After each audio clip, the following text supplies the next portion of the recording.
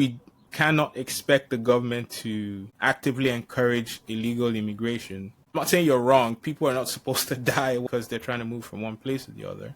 What is the alternative to combating illegal immigration? The greatest reasons for migration through the Sahara are conflict, like literally wars break out in their homes, drought and famine, there is literally nothing left to eat, or environmental disasters. You still think that people should go through regular avenues when they're literally fleeing a war zone, right? Like you're talking about a particular middle class and upper middle class avenues for migration, but those aren't the people who are going through the desert. People don't undertake that journey if it's an option. It is horrific. That's not how you choose to get somewhere else. That is what you resort to because you have nowhere else to go. What's up, guys? Welcome to the Wolf of Young Street podcast. My name is Victor. I'm your host. This week, my guest is Nehal El-Hadi. She's an environmental journalist. She is the Science and Technology Editor at the Conversation Canada and Editor-in-Chief at Studio Magazine. But I'll tell you this, though. Not too long ago, her work on how sand shapes our world was featured on the popular CBC radio podcast, Ideas. It is truly a work of art, let me tell you guys. So you guys go check that out. Welcome to the show, Nehal. Thank you so much. Thank you for having me, Victor. Yeah, so I'm curious about your journey because your work takes a very unique perspective, and I want to frame that. I know a little bit of your of your origins because we have spoken before, but I'd like for you to kind of break that down for us. So I was born in Khartoum, Sudan, to Sudanese parents. That's where I'm from originally. I spent the early part of my childhood between London, England, and Aarhus in Denmark, where my parents were completing their medical training. Then went back to Sudan for the late 80s, and then in 1990 moved to the Middle East, to Muscat, Oman, where I went to high school. Finished high school, moved back to London for university, graduated university. Now we're into my full adulthood, right? Mm-hmm. Moved to Toronto, then Moose Jaw, Saskatchewan for about a year. Lived in Regina for a year. Did Montreal, Toronto for a little bit, and then moved to Toronto, where I've been living now for over 20 years. I wanted to kind of get into how that shaped what you do currently and sort of where that came from, how you decided you're going to be a writer, you're going to be a researcher, just essentially what you do now. I wanted you to kind of form the journey to this point. I come from an academic family. My grandparents were university professors. My mother was university lecturer, so I was a total faculty brat. I was... I spent a lot of my childhood at the University of Khartoum, at King's College in London, at the Sultan Qaboos University in Oman. And so it's really interesting how most of my life, outside of the home and school, like the other location in my life that was really important was the university. I always wanted to be a writer. Like there was never, I don't remember I don't remember a moment where I decided that that's what I chose to do. It was just something that I always wanted to do. And then obviously with all the academia around me, everybody was writing. Yeah. Okay. Along the lines that you kind of spoke about growing up in different places. And I wonder, as an African child, so to speak, what the experience was trying to fit in some of these different... And it's interesting because the places you lived they're not very similar. There's the Middle East with the culture and the way of life, and there's London, and there's Denmark, which is also slightly different in some way. Obviously, there's Canada, right? And even within Canada, you've kind of lived in the more urban, like Toronto version of Canada, and then you've lived in Saskatchewan, as you mentioned as well. So I wonder how that experience was fitting in those very different environments. I will say this, I am incredibly privileged and fortunate that my everyday life wasn't as a minority until I moved to Saskatchewan. So when I was in London, my mom and I lived in South London in a Black neighborhood. There was a lot of community around us. There was a lot of support. In the Middle East, I'm Arabic speaking. And there's access to the culture through religion and language. So again, wasn't excluded, was not a minority. Everybody around me was racialized and a lot of them were African. So I didn't not have access to the culture. When I went back to London, same thing. I found my community among Black and Arab students. And then when I came to Moose Jaw, Saskatchewan, it was the first time in my life where I didn't have access to community and I didn't have access to spaces that were safe. So that was very, very interesting, especially too, looking at the history of racial politics in Canada. So, yeah. Actually, this makes me curious. You've kind of lived in diaspora for most of your life now. If you do go back to Sudan, when you do, I wonder, do you ever feel like the outsider a little bit? That's a really interesting question at this moment in time, because one of the things that I'm contending with is, will I ever be able to go back? Oh, interesting. Because of the war, right? And this is the first time in my life where I've had to deal with the possibility that return may not be possible, and that completely breaks my heart. This will be what breaks me. But did I feel like the outsider? Yes, but I didn't feel isolated in that, if that makes sense. I have very clear, very strong connections with my family. So yes, I felt like I was different because my reference points were different because I grew up in a different way from them, but I didn't feel excluded. I didn't. And then I also had a lot of access to third culture kids like me, right? Like the community that we belonged to was a lot of the kids of academics who were used to traveling around and moving around. So when you connect, that's still a shared sense of belonging. I really hope I get to go back. I really do. And I get to build and belong and contribute and grow and learn. Yeah. And maybe that allows you to speak to, we live in a world right now where there's different wars. There's the Israel-Palestine war, and there's obviously the Ukraine-Russia war. There's the Sudan one as well, amongst the many wars that are going on in the world. And a lot of people maybe don't really get to hear the story of the people that are displaced. They don't get to hear the story of their children born out of that experience. And I wonder how you kind of frame that, for those So people who may not understand the experience. I cannot speak to displacement. That was not how my family left. It wasn't a violent or forced or traumatic departure from Sudan. Like my parents chose to emigrate. They chose to go to different places. And so that's a lot of privilege, which doesn't allow me to speak on the experience of forced displacement or a dislocation, right? And with what's going on now, what I am contending with is not being able to return, but I'm not dealing with being forced to leave, which is a situation most of my family back home have found. And so I don't think I can speak to that. Yeah. Okay. Why I wanted to get into your origins a lot there was just to kind of understand how that framed where you've chosen to study, because your work, as I said, sits at my understanding of it sits at the intersection of body, space, and technology. And I was wondering how you kind of arrived at that particular niche, because it's a unique combination of things, right? I think that was an attempt to kind of describe what I did at one point. I think now how I would describe my work is that I look at the relationships with other people, with technology, with place. I look at these relationships and what they mean to, like, and how they affect what it means to be human. That's what I'm interested in.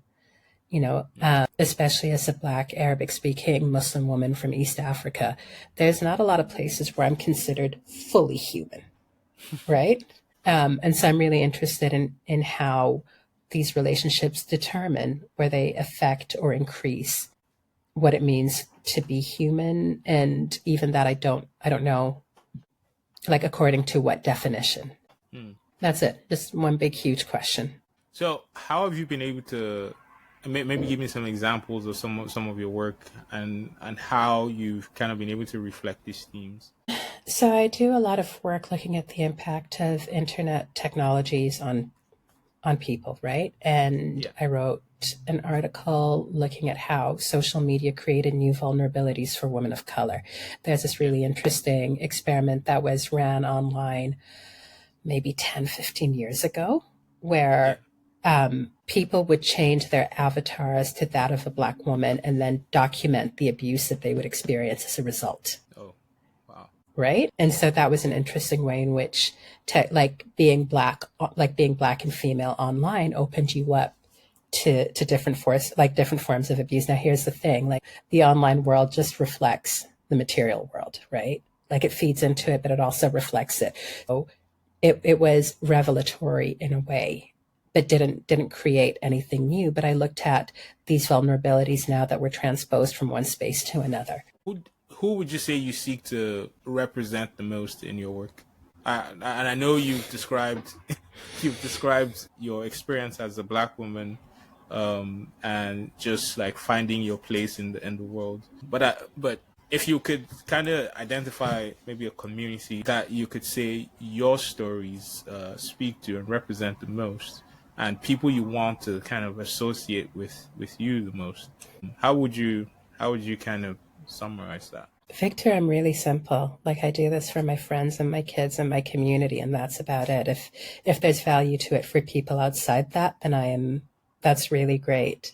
But I do it for the people I know and love, for the people I claim, and for the people who claim me.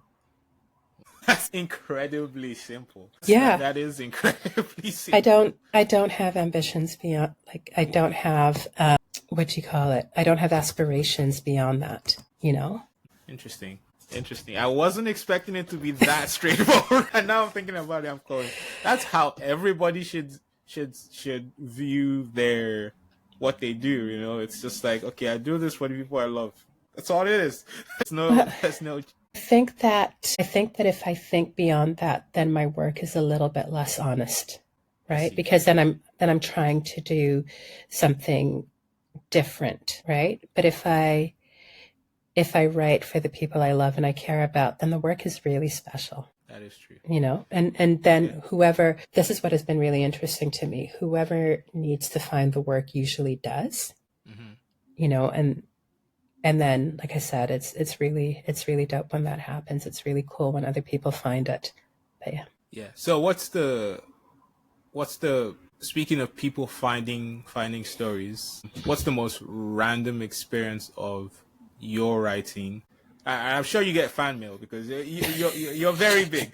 So people at home, she's incredibly humble, but don't believe it. She's big. All right, carry on. Not at all. My fan mail is when my friends text me and be like, "Yo, we read that thing," and I'm like, "Really? You read it? It resonated? That's amazing." That's wow. A fan mail I get. You know, sometimes that's from my mom. Yeah. But what's the most profound feedback that you say you've received on your story? Profound feedback? Yeah, something that you were surprised by how far the story reached, and also in terms of just the reception. So I don't know if this is profound. It's actually an article of mine that I wish I will never ever see again in my life. Oh, what? And the reason for it was I wrote it after the death of Philando Castile, who died after being shot by police in the States. And as he was dying, his partner, who was in the car, live streamed it on Facebook, like recorded and live streamed it. And every time there's a highly publicized death of a Black man at the hands of police, that article circulates again. And I wrote it out of a pain of witnessing his death. I mean, he never should have died, not that way, right? And you know, he did die, and a lot of us witnessed it online, like in the moments immediately after, and then for quite a while after that. And it didn't prevent the death of other Black men at the hands of police, but every time it happened for a couple of years, that article would pop up and circulate. Interesting.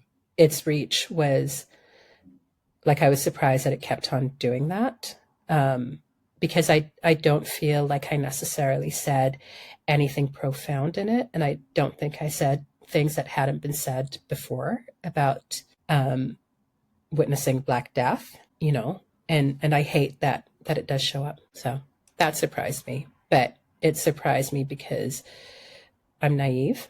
Maybe it shouldn't have surprised me, you know? Right. So I'm actually curious about that part in terms of it. it would seem, just maybe from a cultural perspective, that the experience, or maybe I would like for you to kind of describe what you perceive as the difference between the black experience in maybe a country like the US compared to Canada, and maybe compared to Europe, since you kind of lived these experiences. I'm not sure what kind of answer you want. I mean, anti-blackness is anti-black racism is pervasive in all of those societies. So Interesting. At least based on what I have learned, you see, I've never, as far as Canada is concerned, seen events like, the George Floyd incident happening in Canada. there have been deaths of black people at the hands of police in Canada, Right. and very recently too. Okay. Well, this is going to be an education for me, that's for sure. I think if there's a difference, it's only in terms of scale. One of the ones that touched me the most happened in 2020, like down the street from where I lived, where a young woman fell to her death. She was Black and Indigenous, like in my neighborhood, after police were called to her home. And that was Regis Korchinski Paquette, Right. which isn't, she's not the most recent, but she's one of the ones that affected me really, really strongly. So, and other people too. Wow. So, in your opinion, you'd say the experience is more or less the same, in the sense that, as I speak from the perspective of a black man here, where as a black man, you're more aware of where you step and how you behave and all of that, and how you react to people's reactions, so to speak, in the world. So you would describe that experience as basically universal with black people living in a predominantly white community? I think that I would frame it perhaps differently. And I don't think that it's as easy as compare and contrast, right? Like, is it easier to or safer to be a black man in the US or Canada or Europe? I don't know. No, maybe not at all. I don't know how you would answer that question.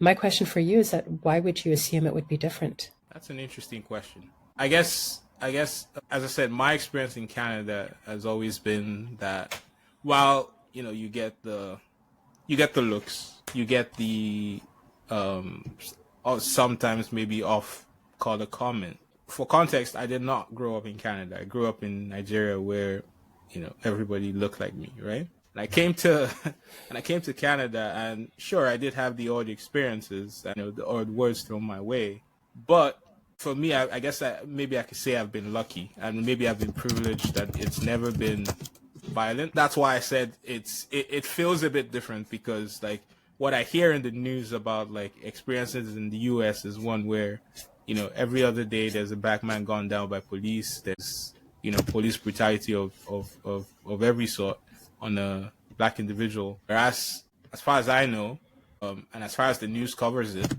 I don't see that.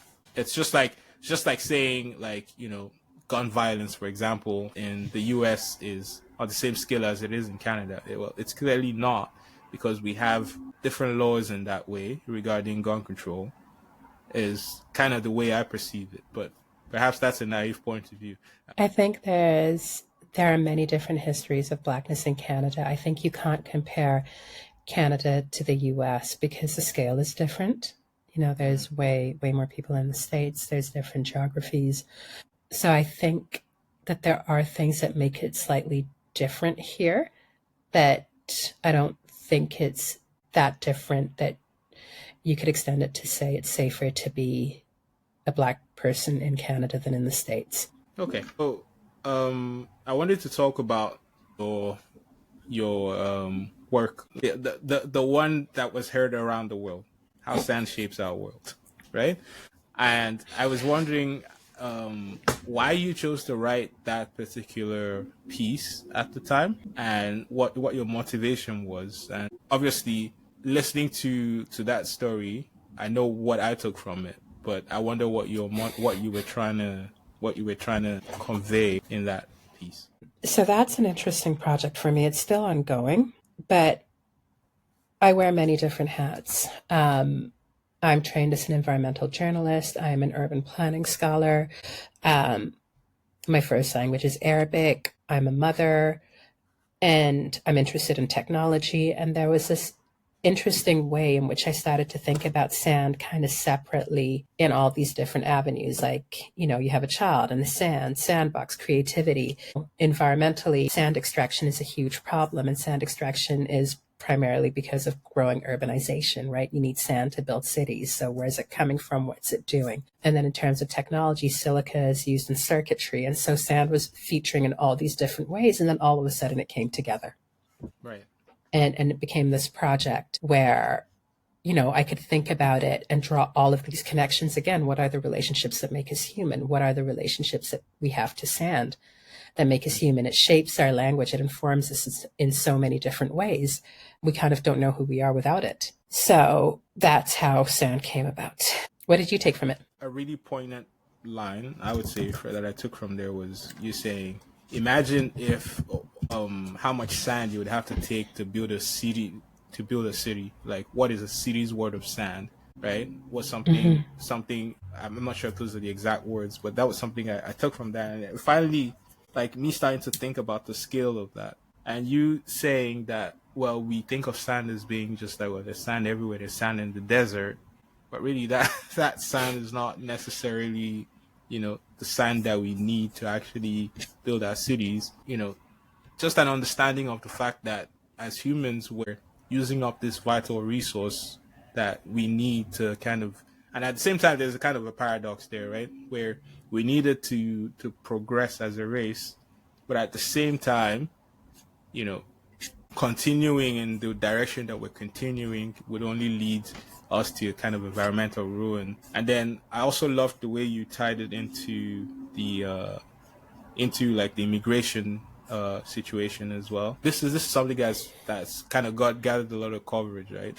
With lots of people dying in the desert in the process of trying to cross into Europe as well. So that was a really interesting link. So for me, I was curious about like why you chose to call attention to those particular things at that particular time, and what's the next phase of that work? What's the evolution of that work? Because obviously it's still ongoing. How does that work look in the next? I don't know when your next edition of putting that out is. I'm still working on it. I'm still thinking. I'm writing. I haven't figured out what shape it will take. I think most likely a book. I think that when I found out what the scale was of migrants having the desert used against them, and how it's a border control tactic that's employed not just in the Sahara, but also at the US-Mexico border and the Israel-Egypt border. Could you actually maybe expatiate on that? Because that's maybe that was something that, and again, I never saw quite that way up until I saw your piece, and I feel like it's probably beneficial for you to kind of expand on, so it help people understand how that happens. So if you are not somebody who lives or knows how to navigate the desert and you need to traverse it, you usually pay someone to get you across or to help you or who knows the way to guide you, right? And so people who are leaving where they're coming from and trying to get somewhere else, like to get to the Mediterranean, to get into Europe, will pay guides to take them through, right?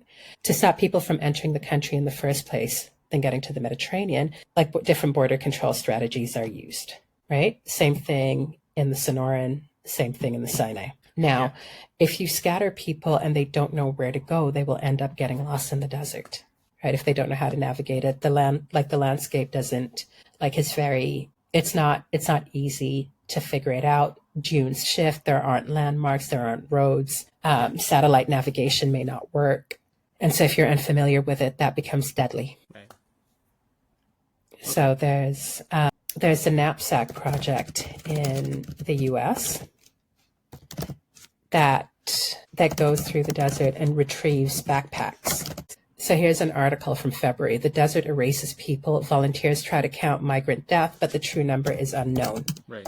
And so they look for abandoned backpacks and use them to kind of count people. Okay. So in that particular feature on the CBC, at the end, now that I had asked you, how would you solve this particular problem with the desert being militarized and used against people, and you said remove borders. That was something along those lines.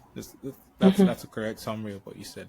And obviously, there's people, especially people in government, are gonna sit there and be like, well, we can't do that because the U.S., for example, is somewhere where border control is a really big part of like the platform that a lot of the contestants are running on. If you stand by that, how how do you see kind of like the evolution of the world essentially? Because for me, it's like if we don't do that, create a borderless community, how can we responsibly take care of our fellow man, people dying, as you say, in the desert, which is clearly a big problem.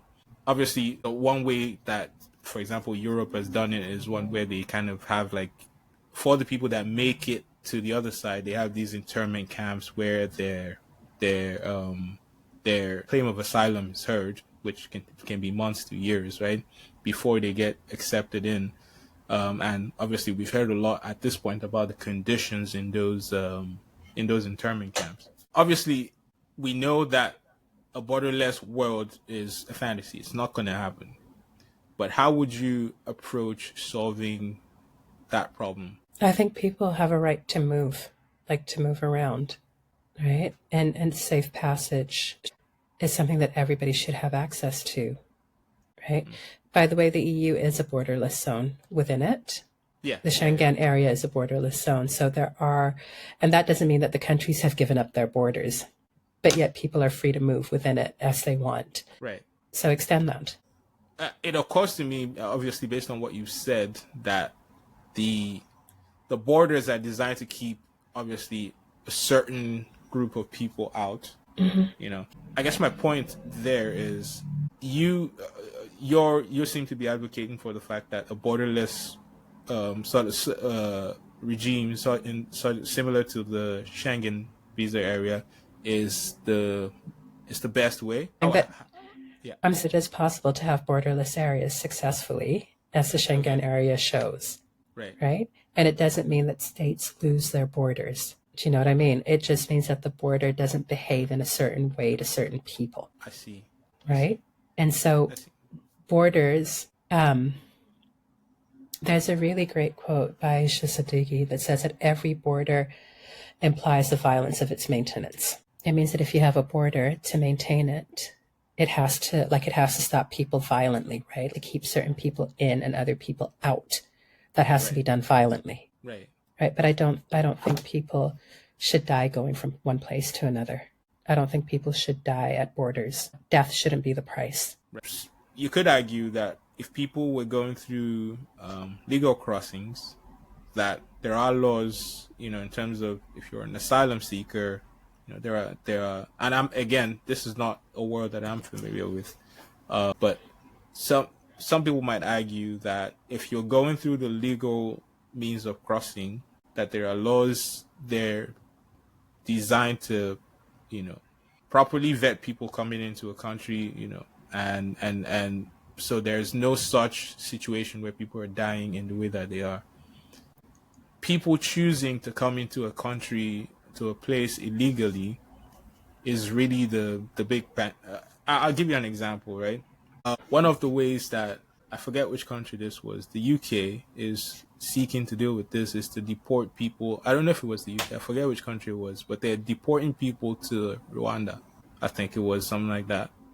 So my point here is that in a world where, obviously, illegal immigration, speaking from the perspective of privilege of maybe someone who is in Canada living with all these liberties, I'll say, part of the reason why we're able to enjoy what we enjoy is because there is certain rules. The government of Canada, for example, is cutting down immigration at the moment because lots of students are coming to Canada. They don't have a place to live. There's maybe a growing scarcity of jobs. And in general, just the economic situation accommodating these immigrants is not very good, right? What I'm saying there is, in a world where we cannot expect the government to actively encourage illegal immigration.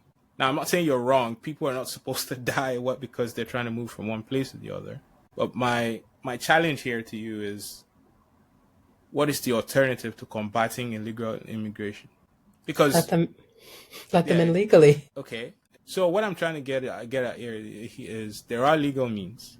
They take longer and maybe sometimes are unaffordable or unattainable for a lot of people that choose to cross illegally through these really harsh means. It's because they've run out of options. So what's a legal way to accommodate someone? Because here's what I'll tell you. The country, the West here is more open to accepting, skilled labor, the brains out of where we're coming from, right? Mm-hmm. If a bunch of PhDs were lining up, they would be in like that because that's what this country wants, right? So a lot of the people you find crossing, my understanding of it, obviously, are people who don't have that option to cross, or maybe they've tried a few times to try and cross the legal way, right? Mm-hmm. So not to press this, but my point is just that in a world where we cannot in any way accommodate willy nilly, just like um, immigration, and that's a fact. There was a time when the U.S. was really the destination, right? Say, and I could tell you, coming from Nigeria that I am, it's a whole thing now where most people, like, if given a chance to the 10 million people in Nigeria to go to the US, 10 million people out of Nigeria would move to the US if you gave them the option. And so my curiosity there is, clearly you can't have 10 million people moving out of Nigeria into the US. And so having that, and again, I'm going to restate that there are legal there are legal means by which people can move from Nigeria to the US. It's not the easiest. It's not, and it takes a lot of time. It's terrible that people have to live like that and lose their lives in that way. But what is a better way? What do you think that? What do you think is causing these migrants to try to get to Europe? Like, what do you think the reason is? Okay, so because there's constructive avenues we can explore there. In Nigeria, the reason why I and a lot of people left to come to Canada is because the economic situation isn't very good. There's not that many jobs for young people coming out of universities. There's not that many prospects of you trying to better your life and also take care of your family. That's a lot of the reason why a lot of people leave Nigeria. That's my experience. Right? And for a lot of people, and this isn't my experience, but for a lot of people, they're forced out of their country because of unrest. You are implying that the people who are risking it all to die in the desert had other choices or avenues available to them. The greatest reasons for migration through the Sahara are conflict, like literally wars break out in their homes, drought and famine, there is literally nothing left to eat, or Right. environmental disasters. All right? You still think that people should go through regular avenues when they're literally fleeing a war zone? Okay. I'm When not you frame talking, it like that, that's not what okay. Carry on. right? Like you're Yeah. talking about a particular middle class and upper middle class avenues for migration, but those aren't the people who are going through the desert. Okay. Like people don't undertake that journey if it's an option. It is horrific. Yeah. That's not how you choose to get somewhere else. That is what you resort to because you have nowhere else to go. I see. Right? So it's not the same thing at all. Okay. So clearly now, with all the wars going on in the world, there's a sort of a crisis of just people displaced around the world, right? And that number is going to grow, not just because of conflict, but because of climate change and environmental disaster. Obviously, with countries like Ukraine and countries like Palestine, we live in Canada. The method that the Canadian government has used is one where they introduce, for example, programs to take example, Palestinians and maybe some of their family members, bring them to Canada. So, how do you assess programs like that? And obviously, again, I have my opinions about like the impact of those, but I'm curious about how you assess these some of these programs. I think with family members who are in one of those conflict areas, I would be grateful for any way to get them out of there safely. Okay, so I'm going to return to what the because I think we went down a rabbit hole here with like wars and migration and stuff. So what I'm going to do is I'm going to go back to the originally scheduled programming line of questions. What's your creative process? You've got an idea. You want to say obviously you've written sand and that came from a certain place. So what I wanted to know is where your you how do you find that inspiration and how do you carry that inspiration on from the conceptualization into the finished work? I start off with researching, and that means that I read everything that I can get a hold of. So I read a lot, I talk a lot. I try to have conversations with people who might know more about the subject than I do or who have different perspectives on it. I'm trained as an environmental journalist, which means that interviewing is really important to me. I'm also trained as an academic scholar, so that's other research tools, archival research practices, discourse analysis, and then I use whatever I need to use. I'm working on a public performance piece right now. I'm workshopping it, and that's very research based, and that involved a lot of spending time looking for stories about surveillance in the world, reading books about surveillance that other people had written, and then That's I your wrote a work with play. the theater center, right? Yeah, yeah, that's the Yeah. Okay. observer effect. Yeah. And so that came about because they had a very unusual, unique residency opportunity. I had finished my PhD and I had decided that I wasn't going to stay in the academy, but I didn't want all that work to just sit there. I wanted to do something with it. So it builds off the research I did at grad school. And so that just happened to be a play because that's what I got. Not a play, a performance piece because I was in a theater residency. So that's why that output looks the way it does now. Yeah. Right. So I'm actually I've seen little bits of like some of what you post on social media about the observer effect, and I wonder how you would kind of describe that work. I don't actually know what it is about. So it is a public performance piece set in the future. It's an urban history walking tour. And it is informed by events that have been happening related to surveillance technologies, whether it's closed circuit camera, whether it's biometric research. So, yeah. And then it takes place in a public square. So it also plays with the idea that public space is really spectacular. There's no separation between audience and performers. There's no separation between performance and everyday life. There's no separation between the space of the square and the stage, if that makes sense. Right. So I mean, my observation was just a lot of these performances are done in public, right? And Yeah. and what is that experience? Obviously, you've got people walking by wondering what's going on there. It's really fascinating because people walk by and they don't know what's going on. People don't know like people watching it don't know if something that happens around them is part of the performance or not. So that's really interesting. It kind of makes them in a very simple way question reality, like while they're attending the play, or sorry, attending the performance. Yeah. So that's been really cool. The other thing about it, and I am so amazed by the actors and the production team who take part in this, because so much is out of their control. So if somebody collapses, what are you going to do if a stranger walks up to you and doesn't realize that it's part of a performance? How do you respond or react to that? How do you make it work? So that has been really fascinating to watch. Yeah. And was that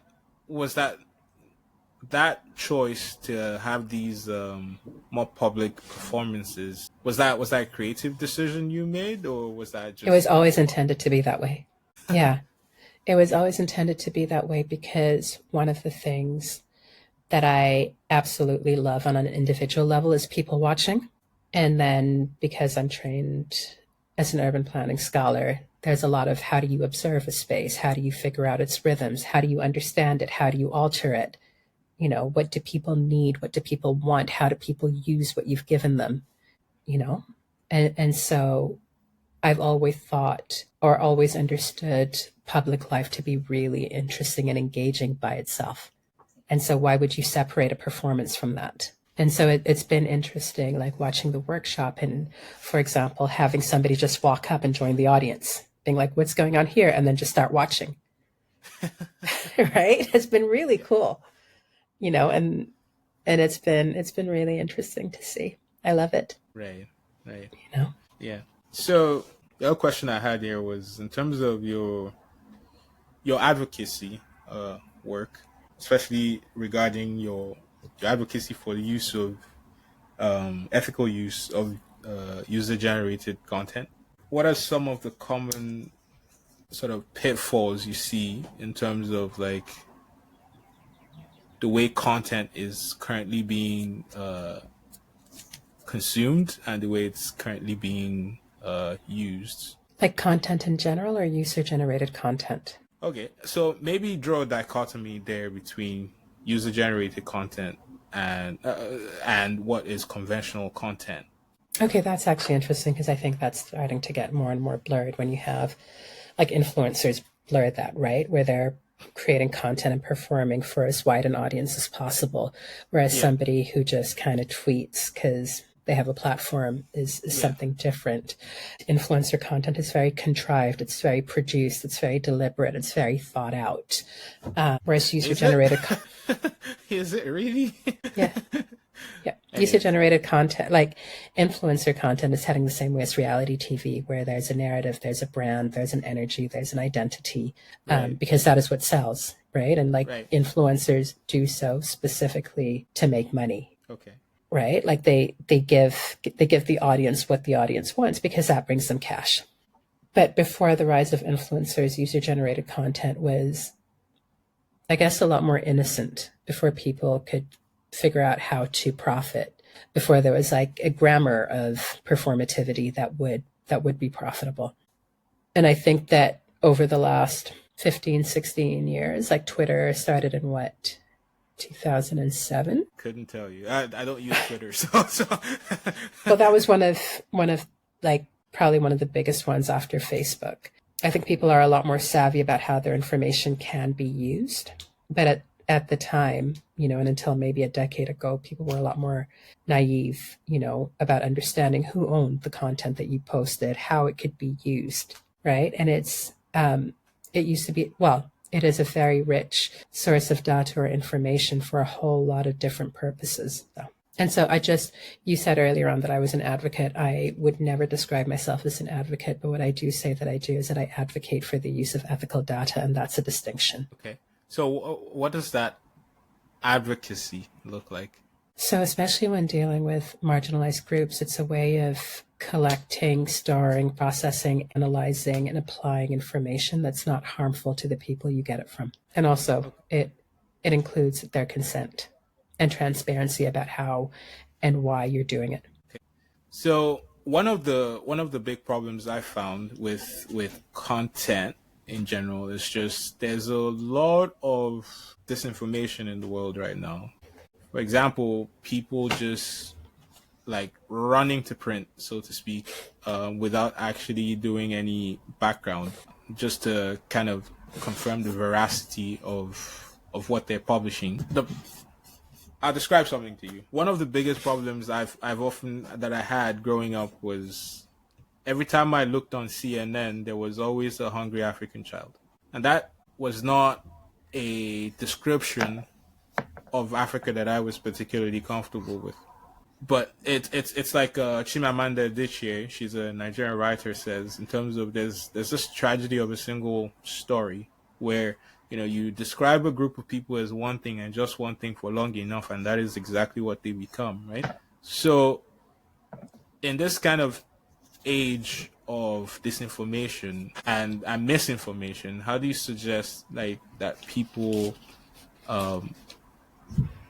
relate with the content that they consume. I think media literacy is a skill that should be valued a lot more and Right. should be developed and encouraged. I think kids need to be taught about media literacy and how to tell true from false and how to figure it out, how to kind of supersede an algorithm that feeds them content. Like, and this is not just kids, people in general.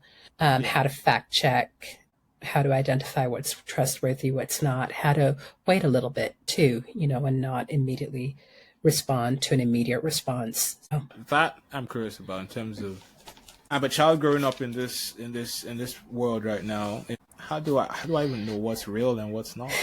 How do assume I nothing yeah, yeah. real until you can prove that it is. Okay, but like, say for example, I'll give you an example because I like to do these example things because it kind of crystallizes Okay. what I'm trying to say a bit better.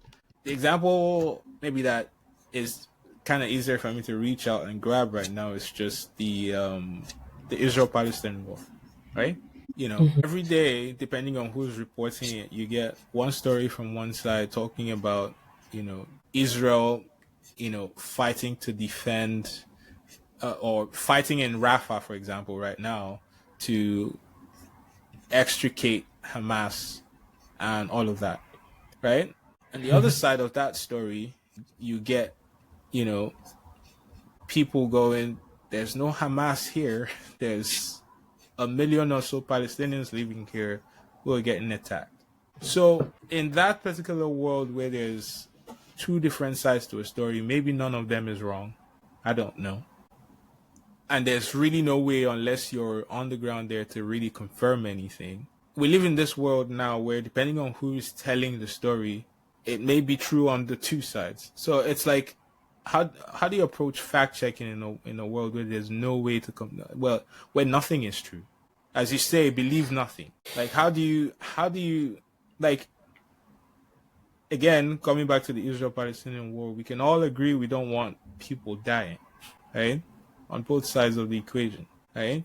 And so it creates a kind of like forced apathy in a way in certain people where and this happens in politics, right? Where people go, especially in Canada right now, people go, well, there's Justin Trudeau who is so and so, and he's got this track record which is this and this and that, and I've got Pierre Poilievre who I don't necessarily know if I like anyways, so I'm just not going to vote, right?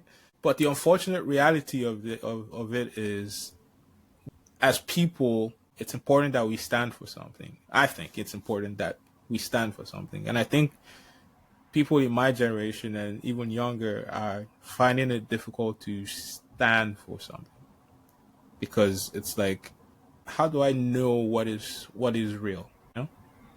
I feel like I've spoken a lot more than I should be speaking in this podcast.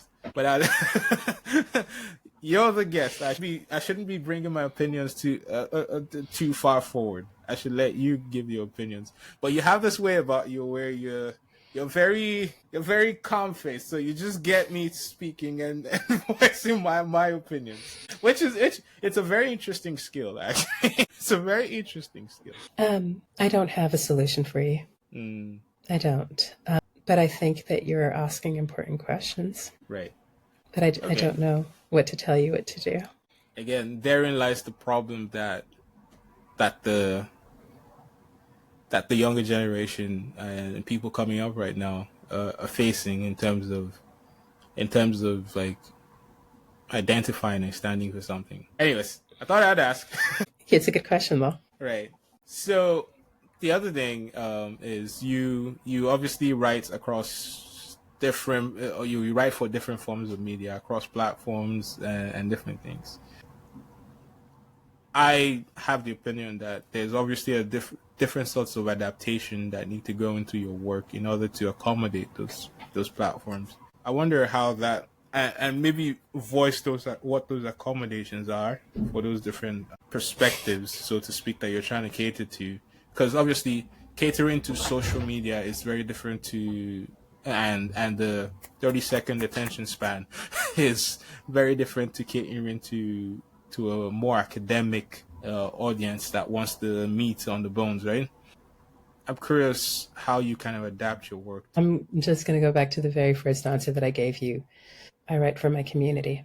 And so then if I were to write for them on social media, how would I do it? If I were to write for them, I don't do a lot of academic writing because that's not what my people read. Right. Right. So it's rare that I do that. But yeah, that's really it. So when you do write for social media, what is your approach to Like when I in write for terms the of the internet, like for yeah an yeah online yeah yeah article. Yeah. yeah So I would say that something I spent a long time trying to figure out was what my writing voice sounded like, which yeah isn't very different from my speaking voice. I write how I speak and I speak how I write, really. And that takes years to develop and to be confident in. And that's literally working at your writing. And I think that's something that um, you know, there are two skill sets that I've worked really hard at developing and continue to work hard at developing. One of them is writing, the other one is interviewing. And that's it. That's all I focused on. Everything else comes after that. I could tell from just the way you respond that you're very much an interviewer in the sense that you have and Yeah, I'm not used to being interviewed at all. I'm like, you're very much a person that likes to, at least my perception is you're very much a person that likes to kind of listen. It was at some point I found I was the one getting interviewed. I was like, oh yeah, okay, she got me. I mean, that wasn't the intention. It was more, I think I find other people more interesting than I find myself. Do you know what I mean? Like, I already know who I am. And so, Yeah. what do you think? That's more interesting to me than me speaking about what I think. I already know what I think. I don't know what you think. Right, right, right. I don't know. For me, it's always been one where, irrespective of whatever I think, I've always been open to whatever your opinion is. Having people voice their opinions, and we can disagree about it. That's okay. Yeah. Just same way you kind of I personally disagree about having open borders, but clearly that's not the same perspective that you share, and that's okay. You know, and so with stuff like that, I'm always pretty open to like have I prefer to have a discussion most of the time as against like it seeming like I'm tossing all the difficult questions at you or whoever my guest is and that kind of thing. As we come to the end of this episode, if you could go back to a point in history and change something that you think would put this world of ours in a better place, what time in history would you go back to change the world that we currently live in? I could only have one possible answer for this at this time. I would go back to whatever point that would change. I mean, like, I am one person who doesn't have a lot of impact on anything at all. But if I had that power where I could change one thing at any one moment in time, I would do whatever it was that would allow me to go home, that would have made this war never break out. Yeah, when you go back to that point, it's a bit. I'm taking it a lot more emotional than than than I actually expected, because I didn't think you were gonna say that. Now you got me all confused. Anyways, my point though, and the other question I had was if there was a piece of humanity that you would like, if you could change, if you could make a law or something to change this particular aspect of humanity, what would you change about humans? I have no idea how to answer that question. What would you change? Help me out What here. I Buy me would some time. change? Yeah. See, we're doing that thing again. You can't ask people questions that you're not able to answer. I am able to answer that. Okay, go ahead. Oh my goodness, you're gonna steal my answer, aren't you? Maybe, if it's good, what you said. What I would change about humans, I think empathy is probably the big thing. It is a part of the human experience, but I feel like not everybody is able to empathize, and so we react to the problems of others with maybe a detachment that that is born out of not being able to empathize with them. You know, empathy is something that I would make sure that every human has wired. Yeah. So that's my answer to that. Interesting. Because who are you expecting people to be empathetic towards, right? Everybody has empathy, but it's who they choose to empathize with.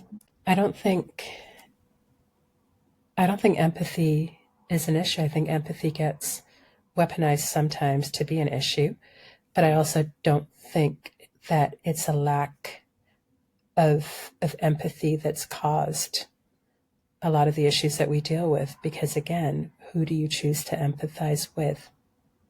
Right? Like if you're looking at like a conflict situation, doesn't matter the scale, you can empathize with one side.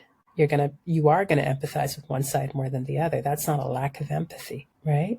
So I don't know about that. I don't know. I think anything I could say would also be equally as problematic, right? Yeah. You know, could say like, I wish there was more love, but so much harm and damage has been done in the name of love that no, maybe we don't need more love at all. Maybe we need less. I don't know. So Fair enough. I don't have a good answer for you. Fair enough. Maybe we need less love. That's fair enough. So much has been done in the name of love that is harmful and detrimental. Yeah. You know, with that said, I think I'll end this interview there. Stop in the name of love, if you like. Like, do it. Yeah. Thank you so much for your time. Thank you very much, Victor. And I know we kind of explored some difficult topics. At least I found some of the topics difficult to talk about. Along the line, you challenged for sure certain points of view, certain perspectives that I had, and I'm gonna find myself thinking about those for a little bit. So I thank you for that, and thank you for your time today. You're welcome. Thank you for having me. Thanks for listening to this episode of the Wolf of Young Street podcast. If you derive value from this podcast, please don't forget to subscribe. I would love to hear from you as well, so please comment your thoughts down below.